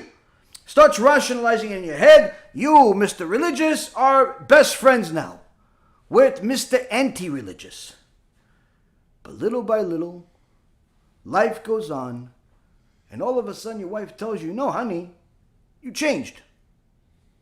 And you look at her, I changed? I thought you changed. Goes, no, I say the same Bet Yaakov girl I've always been my whole life. And Baruch Hashem, our kids don't spend time with you, so they stayed the same tzaddikim day. But you changed. I changed. Why do you think I changed? What made you change? Well, I don't know. All I can tell you is that since you've been in partnership with this Steve, the shrimp-eating Mechalel Shabbat, who likes to make fun of God, all of a sudden, I don't know, all of a sudden you like to watch baseball, all of a sudden your music, your car, instead of playing Shulei Torah, you're listening to gangster rap, all of a sudden you have a certain slang, like you come from the hood. I don't know, it's not so fitting for a Yid. It's a little off. I don't know. I didn't think they taught you that in yeshiva. No, you're just being fanatic. That's you religious people. Religious people. I thought you're a religious person. All of a sudden you see this little Hasidish guy. All of a sudden he's like a little gangster. What happened? How did he change overnight? He changed overnight without noticing. Without noticing. He made the wrong partner because he doubted what the Chachamim said. Chachamim said you're not allowed to be in a room alone with someone who doesn't have Yirat Shamayim. Needless to say, someone that's against Hashem, a Rasha. He says, listen, I need money. If Hashem wants me to be in business, he'll send me money, whatever way he's going to send me. So you gave Hashem rules, and in essence, you followed your own. And that's what happens, Rabotai. Little by little, they start thinking that the sin is allowed, the forbidden is allowed, the forbidden is good. And when tragedy happens, and the shrimp eater, the gangster, the guy that's a thief eventually shows his true colors. I can't believe I did it. I don't understand. What do you mean you don't understand? This has been writing on the wall for 10 years. It's just that HaKadosh Baruch Hu was hoping you do tshuva beforehand. You see, Rabotai Yekarim, the Gemara in Masechet Avodah Zarah, page 20b, says that when the Malach HaMavet comes to a person after he's done of this world, before he officially leaves, he shows himself only to the person that's about to die. Now the person is so scared from the image of the Malach HaMavet that he goes into a shock and opens his mouth. And at that moment, a drop falls from the knife of the Malach HaMavet, of bile, goes into his mouth, and that's what makes the person die, and that's what makes the person deteriorate, smell terrible, and so on and so forth. The question is, what is he so scared of? What is he so scared of? Now you're going to say, well, the Malach HaMavet is huge. Okay, so the guy saw so many movies. By the time he died, he saw Godzilla, he saw King Kong, he saw the remake, he saw the retake, he saw so many versions of giant things. So what's the big deal? He sees something big in real life. He went to Universal Studios, to Disneyland. Everything is big. And now you see the football players and the basketball players and everybody else getting bigger. It's like people are born 8 feet tall. So, okay, so this Malach HaMavet is a little taller, big deal. That's what makes him so scared that he's like this? Now, come on. Gemara says he's full of eyes. Okay, so he's full of eyes. The guy played so many video games that he saw other things that have eyes and no eyes and this eye and that eye. No, come on. What's so scary? B'siyata dishmaya, we thought of this. The Gemara says it doesn't have only eyes. It's not that the Satan only has eyes and he's big. But it's your eyes. It's your eyes every single time you looked at something forbidden. Every single time you looked at something not allowed. Every single time you made a sin. Every single time, your eyes are the ones that are testifying because they're looking at you. And the shock from seeing your whole life in a single second imaged on the Malach HaMavet, surely is embarrassing, needless to say scary. Why? There's no hiding anymore. You see, Rabotai Yekarim, when our Chachamim told us this means this and this means that, they're not trying to be fanatic to the point of telling you have to do this because that's what we said. But rather, you have to do this because that's the only way you'll save yourself from yourself. And one of the main things that people will look at last week's parasha and never really understand unless they look at the commentary is when they see all of the issues that have to do with morality, where it talks about if a man, in the verse number 15, chapter 22, where it talks about if a man will seduce a virgin who's not arusa, she's unmarried, meaning a guy, usually a teenager, decides to have a girlfriend and she's never had a boyfriend before. And he seduces her and ends up lying with her.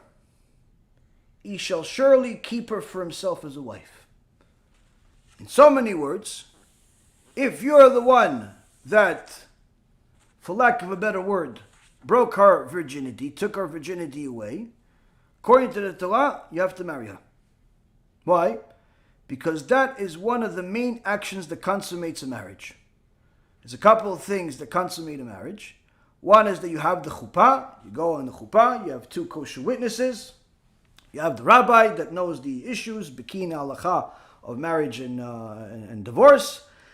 He checks that the witnesses are kosher, he checks that the ring is bought by you and not somebody else, and so on and so forth. And she agrees to be sold to you. She agrees to be sold to you in return for the ketubah. The ketubah gives her three different promises. One is that you will give her food and clothing. Food, clothing, and also intimacy, conjugal marriage. Now, those are the three main things. Now, that act, that chuppah, doesn't officially make you married. That is the first part. The second part is when the husband and wife are intimate for the first time. That's what makes them officially married, which also makes it very tricky if, let's say, the wife, sometimes it happens that a woman gets nervous or time things incorrectly. Usually it's because she's nervous, where she has our time of the month right before the chuppah, which means that she's nida, which means that she can't consummate the marriage on the day of the chuppah because she's nida. And if she's nida and she touches her husband, it's karet for both of them. It's completely forbidden. So the point is that if the woman is nida on the day of a wedding, you don't cancel the wedding, you just do what's called a nida wedding. But usually you try to time it in such a way where, if a woman is regular and she knows when she's going to have her time of the month, then you time it at a time where she obviously goes to the mikveh right before the night before the wedding, and she's allowed to consummate the marriage on that day. But if they're not able to, either because she's nida or whatever other reason, the marriage is not officially there. Why? The intimate part, that's what finishes everything. The Torah says, if they were intimate before the chuppah, he has to do the rest. Why? You already did the hard part. You already did the big deal. You already did the big thing. And what if he doesn't want to? What if she doesn't want to? What if her father doesn't want to? If the father doesn't want to give him to her, then the seducer has to give him money. Has to give him money. Why? Because now that she's no longer a virgin, she's in essence, in the eyes of a better suitor to her, she's not going to be valued as much. He's going to have to entice this next husband much more, perhaps a bigger house or this or that.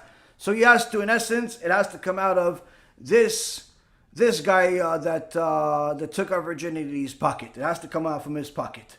If she doesn't want to, then obviously it's her choice. But if he doesn't want to, again, he has to pay for it. But here we see that the whole issue of intimacy is not necessarily just if you do it, it's good. If you don't do it, it's death penalty. It's not necessarily so simple. There's actually many halachot to talk about the issues of intimacy, where the halacha actually will surprise you. In the secular, especially the liberal world, one of the major things that they have, or at least they think they have, against the Torah is they think that the Torah is against women. Especially women that are feminists, they're going to look at this and they're going to say, look, the verse says that this guy took her virginity and now he has to get her too. What a sexist document. This is against women's rights. This is not right. She should choose. She should do this. She should do that. And in essence, they don't actually read the commentary. They don't understand anything there. And they simply just assume that the Torah is wrong. What they don't realize is that the most pro-women document that exists in the world is actually the Torah. First and foremost, the halacha, there's many halachot that talk about it, but I'll give you a few interesting things. The Rambam writes, Paskins la halacha, in Ilchot Deot, chapter 3, halacha number 3, that when one is intimate, is planning on having a son, he should always plan, think in his mind to do this for Shemayim, not necessarily for the sake of just physical pleasure, and so on and so forth. But then, the Rambam writes in the commentary on the Mishnah in Masechet Sanhedrin, chapter 7, halacha number 4, that the intent of physical intimacy is the preservation of the species, and not only for pleasure. So the aspect of pleasure was only introduced in order to arouse the created beings towards the ultimate goal, which is, again, to preserve the species. And the proof of this is that the desire and pleasure ceases immediately after ejaculation. For this was if this was the entire goal, meaning if pleasure was the entire goal, the instincts would be relatively different. Now, if the goal was pleasure, satisfaction would continue even after a man has reached its climax. So here we see that first and foremost, the overall pleasure, generally speaking, like we think that, mainly we're supposed to be physically with our wives and so on, our husband, it's just to have fun. No, not necessarily fun. It's the main number one reason is for procreation. But procreation is not always possible. It's not always possible. Why?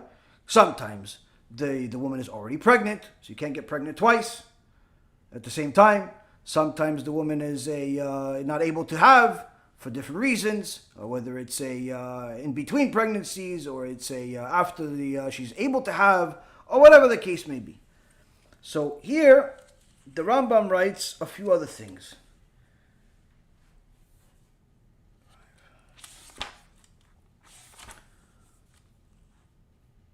In chapter 5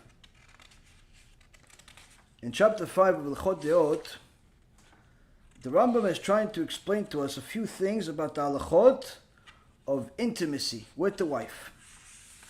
And one of the main points that I believe people will find shocking, especially actually if you look at the halachot that talk about the marriage in general, the halachot of marriage, and how a person is supposed to stay married. What if the woman doesn't want to be with him anymore? What if she doesn't this, she doesn't that? The Rambam writes something very interesting, where if you look in chapter 14 of Ilchot Ishut, first and foremost, first halacha says that the man is the one that's obligated for conjugal rights, not the women. Because he's the one that signs on a ketubah that he's going to be with his wife whenever she wants. She's not signing on a ketubah, she's going to be with him whenever he wants. So here we see already the tables have turned, that it's not really for the man, it's for the woman. What's implied where it says that certain men have to be with their wives a certain amount of time. If it's a pampered man who pretty much sits at home all day, he has to be with his wife every night. If she wants to, he has to be with her every night. If he's a certain type of blue-collar employee, he has to be with her once or twice a week. If he's a Talmid Chacham or someone that travels, then once a week. Point being is that the Torah actually dictates how many times he's allowed or you should be with his wife. Obviously, if she wants more, it's a different story. But point is, already sees that the person that's in control is the woman, not the man. Furthermore, second halakha says that a wife has the right to prevent her husband from making business trips, except to close places, so that he will not be prevented from fulfilling his conjugal duties. Meaning, if he wants to go on a trip, he wants to go, listen, honey, I have a trip to go to Hong Kong. When are you going to come back? I'm going to be back in a month and a half from now. No, I'm sorry, it doesn't work for me. Well, why not? Well, I want to be with you. Yeah, but honey, I got to make money, I got to pay this, I got to pay that. Sorry. She actually has, halachically, the permission to do that, and he has to listen to her. Again, showing the opposite of what the feminists, the liberals, actually think. If the feminists and liberals do it, they all become Hasidim tomorrow. This is the most feminist rule on planet Earth. One of the things that I found extremely interesting is that the word for conjugal rights, for intimacy, in Hebrew is ona'ah.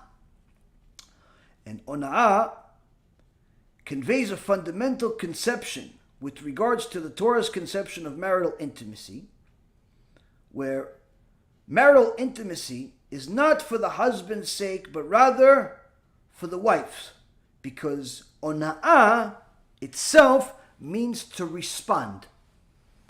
To respond. So a man should be responding to his, in essence, implying that a man should be responding to his wife's desires and satisfying her wishes for closeness. Meaning that even the word for intimacy in Sfat HaKodesh, in the holy language, itself is catered for the woman.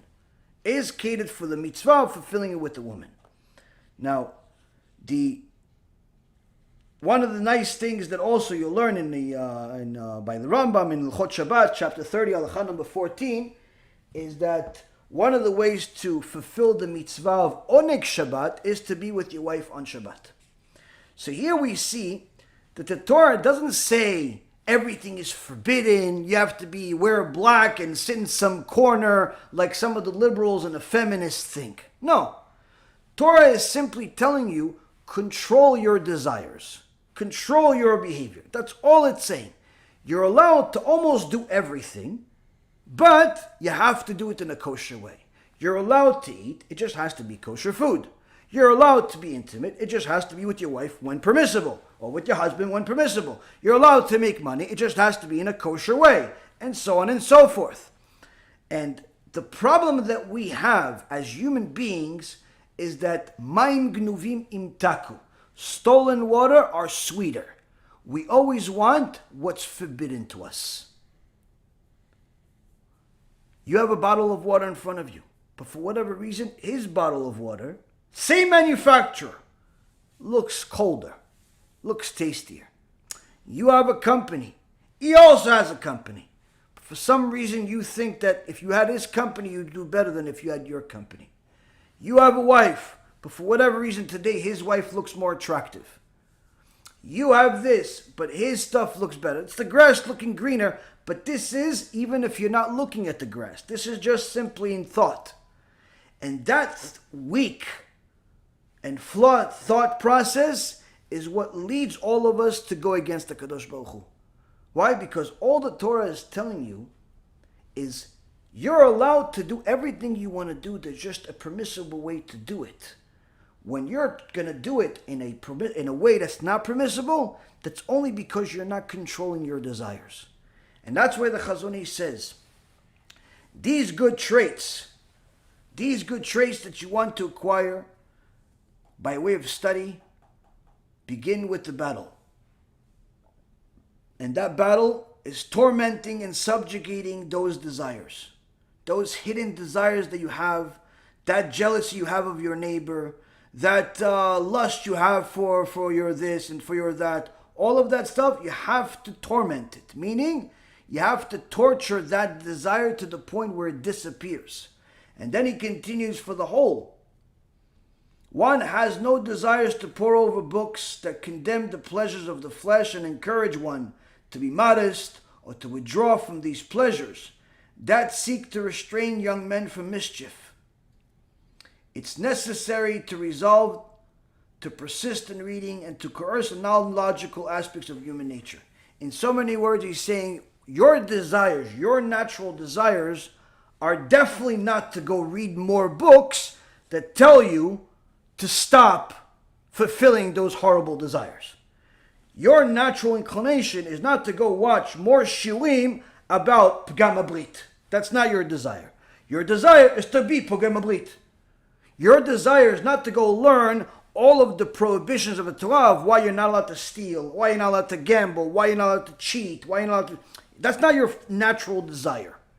Your desire is actually to steal, to cheat, to lie, to do. That's your natural desire. And that's why you get rewarded. Because in essence, becoming righteous simply is taking those natural desires and saying no. No. Why not? Because HaKadosh Baruch Hu said no. So the Gemara in Masechet Menachot, page 25, says, don't ever say that eating pork is not delicious or wearing shatnez is not fun. It's not true. Eating pork is delicious, and shatnez, perhaps it's fun, maybe better clothing. Say, although they may be fun, they may be delicious, they may be good, as far as joy is concerned, I'm not allowed to do it because my Father in heaven said no. We're not saying that the sin is not enjoyable. We're saying that it's forbidden, and therefore we have to control ourselves. But don't think for a moment that you're losing out because you're containing yourself. Because HaKadosh Baruch Hu promised that for every prohibition that he made in the Torah, he gave us a legal, kosher way to enjoy it. Kosher way to enjoy it. So now you're going to say, okay, so what, can I eat kosher pig? Yes, there is a kosher pig. It's a fish called shibuta. There's a fish called shibuta, and there's also a duck in Japan. Both of them taste exactly like bacon. I haven't tried it, but according to the Gemara, it still exists, and some people that know have told me they tried it, and it literally tastes exactly the same. How do we know? The Gemara says, Rabbi Meir Bar Anes, his wife, Buria, asked him, listen, it says that I can enjoy all the forbidden in a kosher way. Hi, I want to have this, I want to have pig. He says, okay, no problem. He gave her a shibuta. I want to have this. He gave her all these different things. He gave her the permission. The point being is to know that the prohibitions are not going to limit your joy in the world. They're actually going to contain your joy. The prohibitions, following those prohibitions, they're going to actually ruin the real joy that you have. Why? Because that joy is only going to be temporary, and that joy is going to be something that ruins a person. So here, the last part that we have to discuss before we move on to BeEzrat Hashem, the next shiur on later this week, is the joy that sometimes people get from a mitzvah from the Satan. Now, obviously, we all know the Satan to be someone who's not exactly pro mitzvot. Usually, the Satan is someone that tells us to make sins. But Chachamim tells that sometimes you'll see the Satan encourage people to do mitzvot. It's for a couple of reasons. One of the reasons is that if, let's say, for example, the Satan knows that someone wastes seed, then he knows that anytime that person wastes seed, all of the mitzvot, all of the kedusha that he produces from learning Torah, from doing mitzvot, the lulav, the sukkah, the matzah, the Pesach, Shabbat, all of those things, they give the Satan more power. So sometimes the Satan will give such a person more opportunities to do mitzvot, more opportunities to learn Torah, more opportunities to do more good in order to take it all away from him the next time he wastes seed.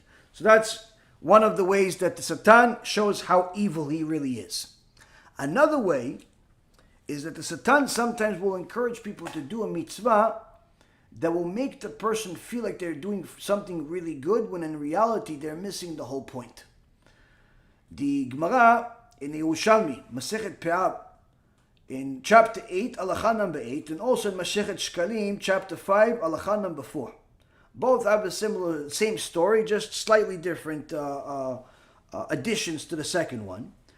And it's a story we've mentioned in the past, which two Amoraim, Rabbi Chana Bar Chanina and Rabbi Yoshayo, are both walking in Lud. And they're in Lud. And Rabbi Chana says to Rabbi Yoshayo, look at all of these beautiful synagogues that my family has built. Look how beautiful it is. In the beginning, Rabbi Yoshayo doesn't answer him. Then he shows him other things. Maybe he's not impressed. Shows him again. So Rabbi Yoshayo responds to him and says to him, what, there weren't any Torah scholars in town that were poor and hungry? So Rabbi Chana says, what does one thing have to do with the other? Well, why? We built these synagogues. We built, look at these big gates. Look at these big things. And Rabbi Yeshaya says to him, the pasuk in the prophet Hosea, in chapter 8, verse number 14. He says, V'yishkach Yisrael et oseu, v'yivene chalot, v'Yehuda yirba arim, betzurot v'shalachti esh be'arav ve'achla armenotea. He gives him one of the scariest verses in the prophet ever says.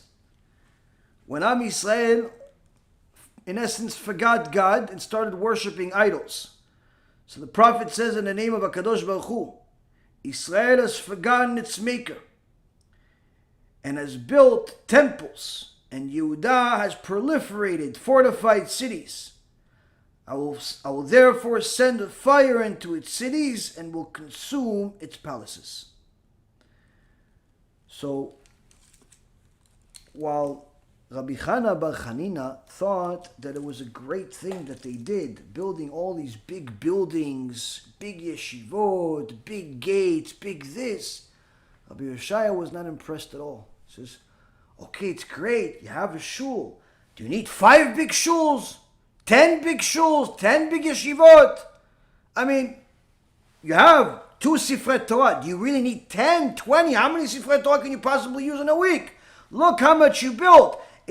Could it be true that your town, your city has no poor people? All of the Talmidei Chachamim, they all have food to eat. Because if you have food, if they are missing food to eat, and instead of giving them food to eat, you're building buildings, you're like a person that forgot your maker. You're building a building for your own sake, instead of HaKadosh Baruch Hu's sake. You see, today, one of the mitzvot that's very popular is for the really rich to build buildings. I'll build a synagogue, I'll build a yeshiva, just put my name on it. Okay, fine. What about paying the electricity and the upkeep of the building? No, not so much. What about the Talmidim in the building? No, not so much. Just make sure I have a building, I'll put my name on it, the rest of it is on you. Or better yet, for a little bit less fortunate, buying a Sefer Torah. They want to buy another Sefer Torah. Yeah, but the Beit Knesset already has 5, 6, 7, 8, 9, 10. What do they need another Sefer Torah for? No, come on, a Sefer Torah, it's one of the mitzvot in the Torah. Yes, but you know what's a bigger mitzvah? To actually make sure the Torah is alive by having people that learn it. Why don't you take that $50, $60, $100,000 and actually give it to Avrechim to go learn for a couple of years? With that kind of money, you could pay for a kollel for a while. No, I want to buy a Sefer Torah. So when they lift the Sefer Torah once or twice a year, instead of looking at the words inside the Sefer Torah, what does he look at? Oh, look, it says Yaron on it. Ah, look at that. It says my name. Wow. Wait, are you buying a Sefer Torah for the Torah's sake or for you to have a name on some piece of metal? That's what's called a mitzvah from the Satan. That's what's called a mitzvah from the Satan. Sometimes a person will not do a mitzvah because HaKadosh Baruch Hu commanded it. He's going to do it because he wants notoriety. He wants his name on a building. He wants all types of kavod and so on and so forth. And that is a mitzvah from the Satan. And that's one of the things that a person has to know how to control themselves in order to overcome. It's not one of those things that will come to you naturally where you'll know, oh, no, I'm never going to do that. Wrong. Many times people make their biggest donations of the year and even of their life for things that are not even a mitzvah. Why? You have people that are broke. You have people that learn Torah with mesirut nefesh, and instead of giving them food, you just bought another building. Why don't you just make sure there's no homeless people that learn Torah? Why don't you make sure that they have food for Pesach? Why don't you make sure that they have, one Gemara each to learn instead of sharing one Gemara among 15 people? Why don't you finance the Torah instead of the building? So many times people want to do those other mitzvot because there's more notoriety. And if a person knows how to control his desires with the small things, he'll be able to control his desires when it comes to the big things. And he's not going to look for notoriety with his mitzvot, because anytime your mitzvah gives you a lot of notoriety, it's usually not coming from a good place. Because even if it comes from a good place, all of the merit, you're wasting it because of all of that notoriety. On the other hand, if you did a big mitzvah and people recognize it just simply, not because of you, just simply because you did a really good thing, that's not a problem. But if you're doing a mitzvah where you know from day one, this whole world is going to find out about this mitzvah, you have to check. You have to check with a Talmid Chacham and say, listen, before I spent all this money on buying this aliyah, on Yom Kippur, and spending $50, $100, $200,000, and everybody says, Kol HaKavod to Mr. Jones that bought the aliyah this year. Mr. Talmid Chacham, you know the Torah. You know the rules of Torah. I know how to make money. Can you tell me the truth? Is this the best mitzvah I can do with this $100,000? Any honest Talmid Chacham will tell you the truth. And if he doesn't tell you the truth, he's not a Talmid Chacham. This, Rabotai, is one of those things where if you learn how to control your desires, you'll already get to a point where you'll be able to control yourself and not make those mistakes. But sometimes you haven't gotten to that point. So what do? Go to a Talmid Chacham and ask him before you make that commitment. Many times people tell me things after the fact. I had one particular person, the Baruch Hashem came to me last minute. They have a mitzvah. They thought in their mind. They didn't tell nobody. So listen, if I make a certain amount of money, I'm going to donate to go feed these people. There's Jewish people. I want to feed these people. We're trying to help people. I want to donate $100,000 to go feed these people. Great. But at the same time, one of the family members is at life risk. I said, Rabbi, listen, I said when I prayed that if I get this money, in my mind, I said, I'm going to use the $100,000 to feed these people. What do you think? I told her, listen, as much as I would like to feed these people with the $100,000 that you thought about months ago, you're not allowed to give us the money to feed these people. So really, why? I said, because you have life risk inside your house. You have to go save your family's life, literally physical life, first, before you feed anybody else. You know why? Because they are hungry. I feel bad for them. I'm trying to do whatever I can to help them. But that's possible risk. Life risk is certain risk. We deal with that first. You have to go save the life first. As much as it would be great for you to be, get the honor and the glory, and this is not a part that she cared about, the honor and the glory of, sending $100,000 to feeding people, and as much as I would feel honor and glory of taking this money and feeding these people, no. No honor, no glory, no nothing. We do the will of Hashem, we go save a life. Even though no one's ever going to know, no one's ever going to care except the Kadosh Baruch Hu, but that's what's going to matter.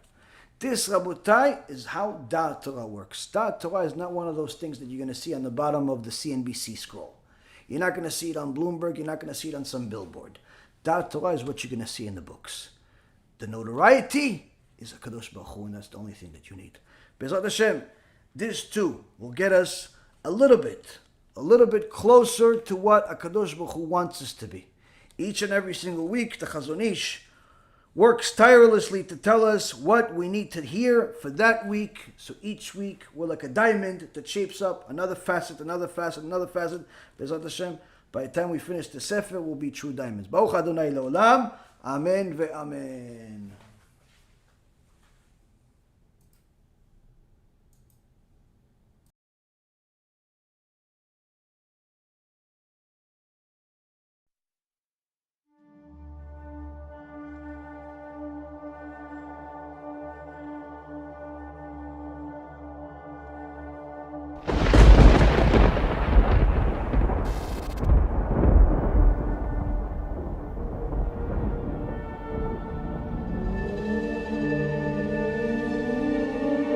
You know when you have a dream and you see a pretty woman?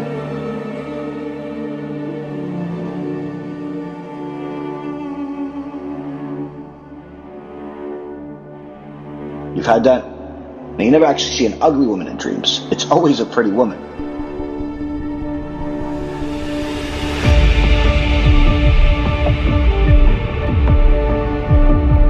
And by the way, it's always the same woman for all of us.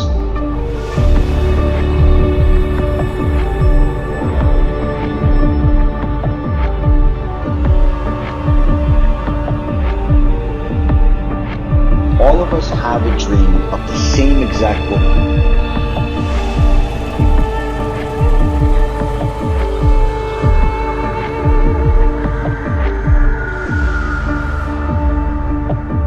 And she's more dangerous than the Satan himself.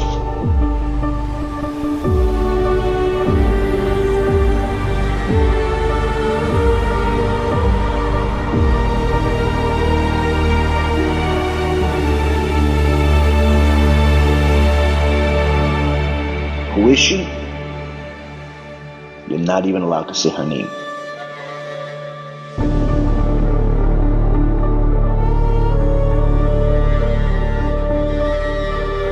What are you going to call her for?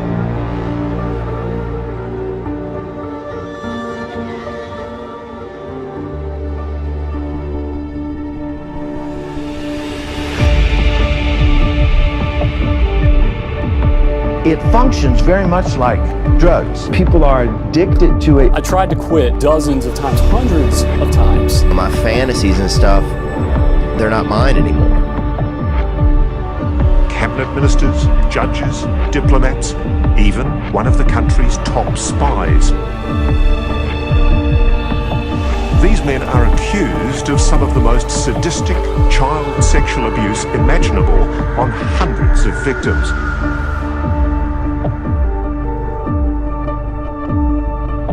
It shouldn't take over your whole life.